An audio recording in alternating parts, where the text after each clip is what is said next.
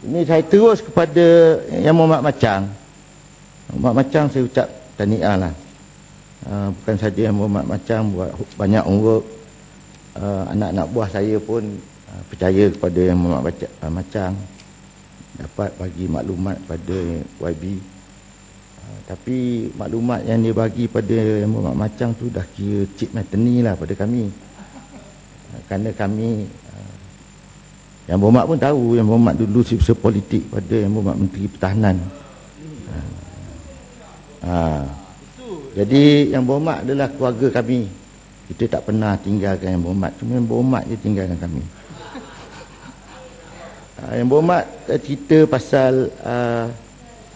kebetulan Yang Berhormat empat kem Yang Berhormat cerita tadi tu, di Seberang Takir, di Kem Rasah, Brigade 8 dan juga Batu 10 Kuantan, ni bawah Parlimen Pekan. Semua tu saya dah lawat. Jadi saya faham lah isi nurani pegawai-pegawai kat situ, termasuk yang juga lain-lain pangkat. Yang Berhormat punya maklumat tu memang tepat. Maknanya apa yang dibagi pada kami dengan Yang Berhormat sama. Cuma kami dapat awal je. Sebab tu kita dapat buat tindakan. Pertama sekali kita memang jaga polisi perumahan anggota adalah bila ada camp kita nak dia orang duduk dalam. A good soldier is a soldier who doesn't worry anything. He's ready for war. Jadi kalau isteri dia, anak-anak dia dapat dijaga dalam camp, dia tak perlu bimbang untuk jika keperluan untuk berperang. Bagi rancangan Malaysia ke-9, 25 projek di seluruh negara termasuk Sabah Sarawak, semua ni dah siap, kecuali 2 je, Kem Batu 10 Kuantan dan juga perumahan Tentera Darat Kem Kinabatangan Selakan. Secara ringkasnya yang telah disiapkan adalah Tentera Darat Ipoh, perubahan Lembah Kelang, termasuk kerjasama LTAT dan juga SPMB. Saya yang dengan Yang Berhormat Tangga Batu pergi melutut dengan Menteri Keuangan untuk selesaikan ni, supaya bangunan yang dah siap tu diperelokkan lagi, kerana ada benda-benda yang kecacatan ekoran daripada design dan juga construction.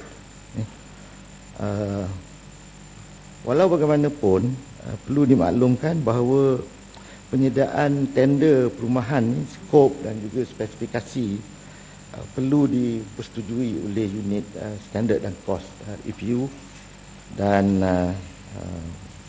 Kementerian melalui agensi pelaksana akan sentiasa memantau projek supaya mematuhi spesifikasi yang ditetapkan, dan jika gagal kita lantik pihak ketiga.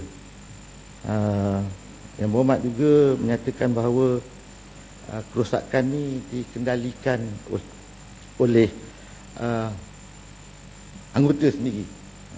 Saya ingat itu sporadik lah, kerana mungkin bocor dia tu tiba-tiba, nak tunggu kontraktor lantik mungkin lambat, jadi dibetulkan dulu. Tetapi pada dasarnya kita kerosakan dan pembaikan ni kita buat semuanya melalui peraturan keuangan, Treasury Instruction, dan juga sebuah harga.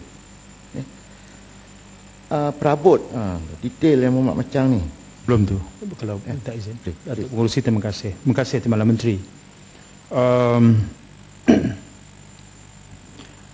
Hal perumahan ni, Timbalan Menteri, memang dalam laporan audit terbaru pun ditegur secara jelas. Projek perumahan yang menelan belanja berbilion ringgit, tetapi perkara kerosakan dan kualiti pembinaan itu ditegur keras oleh audit lah, ya. Beribu-ribu aduan yang diadu terhadap syarikat yang terbabit, ya, itu jelas.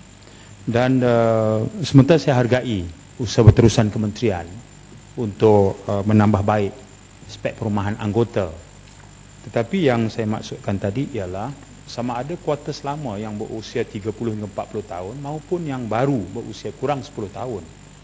Kerosakan itu sebenarnya apabila dibuat aduan, tindakannya lambat.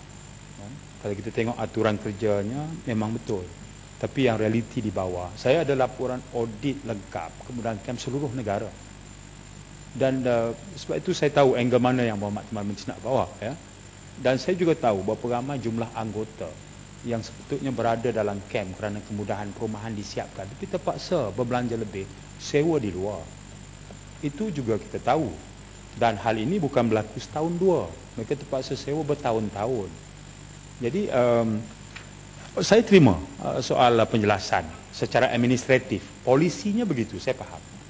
Tetapi yang realiti sebenarnya, yang proses penambahbaikan itu amat perlahan, dan moral anggota itu ketara sangat terjejas. Sebab itu berulang kali kalau saya berpeluang bercakap di bawah kementerian ini, saya bawa aspek ini.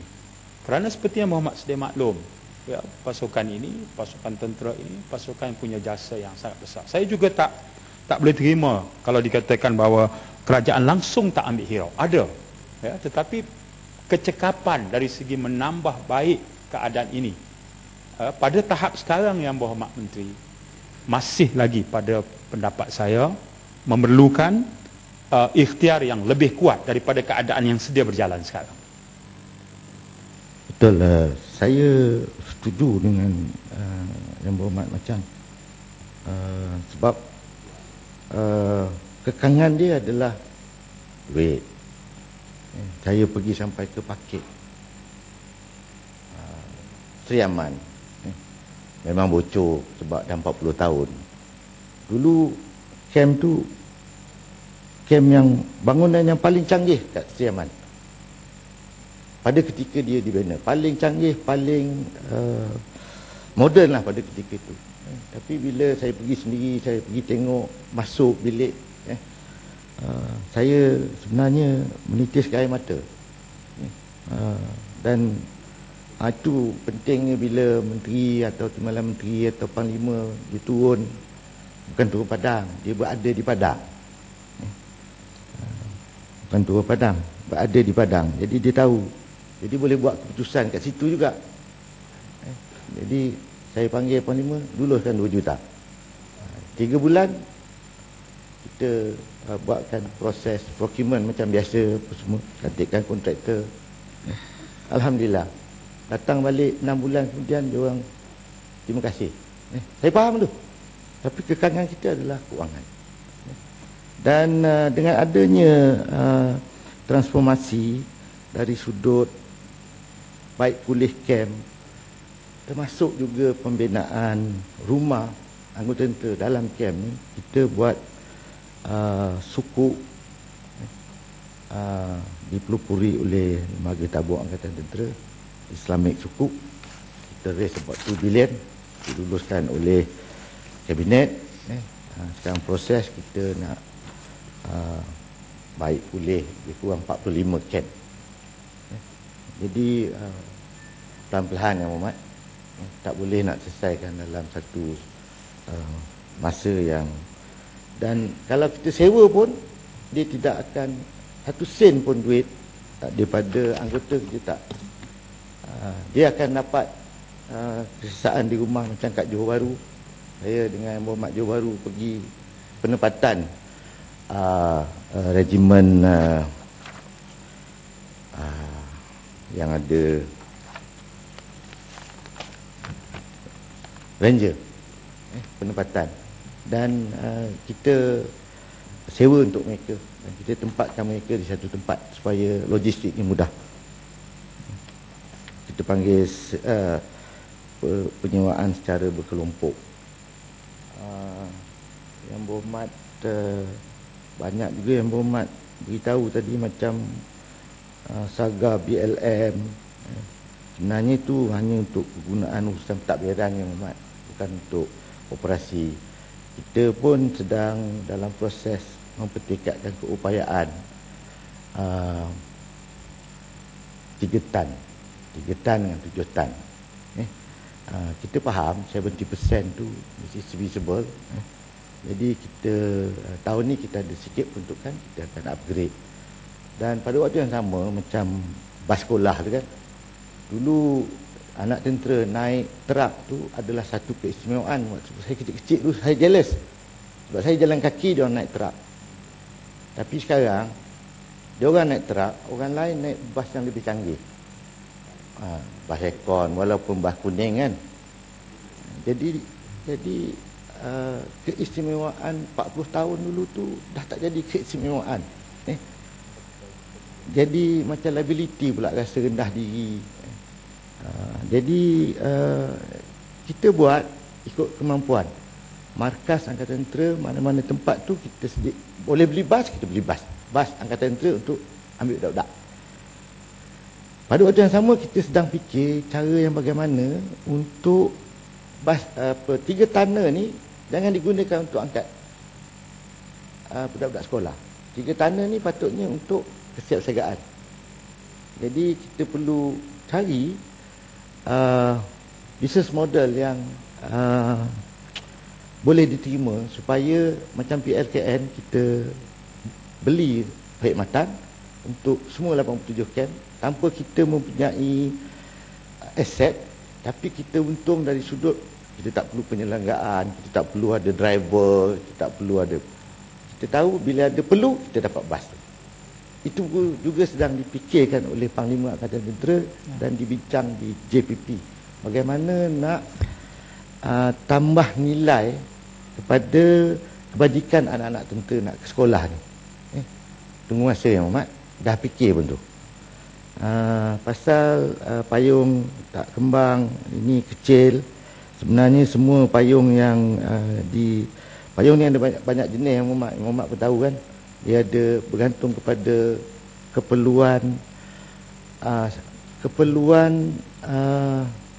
skuad itu. Ada yang cepat terjun, ada juga yang lambat, ada juga yang kalau dia buka payung tu dia ada masa untuk landing di tempat musuh. Jadi jenis-jenis ni bukan sama Mat. Saya dah terjun 2 kali tapi belum dapat wing.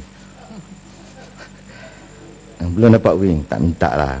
Sebab saya terjun dulu masih dekat Kementerian Sumber, bukan dekat Kementerian Pertahanan. Takut yang Muhammad nak terjun ni. Pentingnya boleh buka. Apa juga spesifikasi, sebab kita Muhammad, kita bukan professional soldier. Jadi spesifikasi ni kita serah kepada ahli. Orang yang nak gunakan senjata tu, orang yang nak guna alat-alat tu. Cuma kita di Mindef, kita nak tentukan dari sudut harga. Spek tu kita tak pernah persoalkan. Keperluan mereka kita bagi. Cuma kekangan kita adalah kewangan. Keperluan komando, saya ada 1,800 pengundi komando dekat kawasan Mersing. Ke bawah Duli tuanku, besok hari jadi dia kenal in chief komando. Dia ambil tahu tentang semua sekali keperluan-keperluan ni. Jadi kalau tak keluar dalam dewan ni, dia jerit dekat saya atau yang berhormat menteri, apa dia keperluan-keperluan. Malah dia banyak bantu grup gerak khas Camp Iskandar free of charge, bagi fast inspector boat, macam-macam lagi lah. Saya ingat berjuta dia bagi kepada penggunaan komando. Sebelum saya berhajat Tuan Musi, saya nak habis 9.5. Boleh? Jadi saya nak Teluk Intan tadi, saya nak address spesifik isu yang sebelum tu Datuk Musi izinkan sikit saya bagi ya.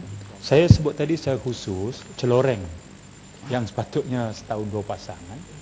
Jadi selain daripada kemeja dan seluar tu, sekarang Muhammad Anti pun saya tahu dibekalkan tak cukup dan anggota tentera terpaksa beli sendiri kan, itu berlaku. Jadi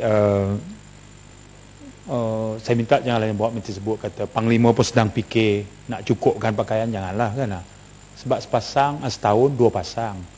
itu pun tak dapat kita tunaikan. Jadi kalau mereka terpaksa berbelanja lebih untuk beli, mana?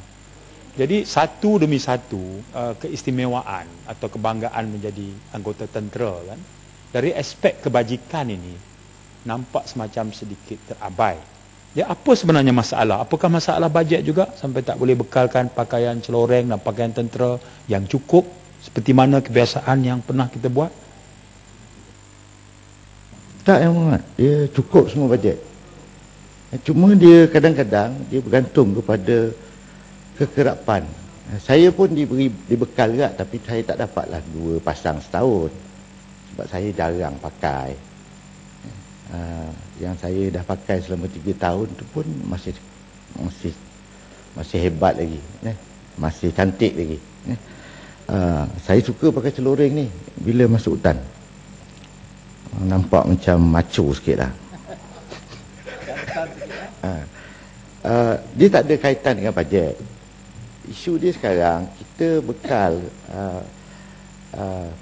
pembekal dia ada komitmen untuk jahit sekali. Kita lantik 4 pembekal. Sekarang ni kita buat desain baru, Yang Muhammad. Jadi kita juga prihatin kepada pembekal. Sebab kalau kita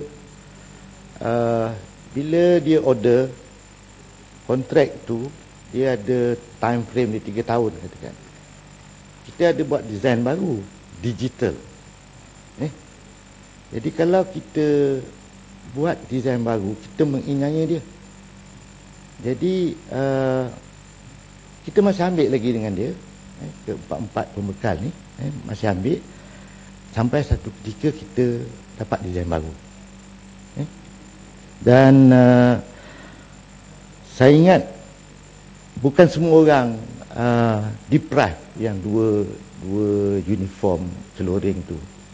Mungkin terlepas pandang ke, tapi dasarnya memang procurement itu kita teruskan bulan ke bulan sehingga kita dapat desain baru.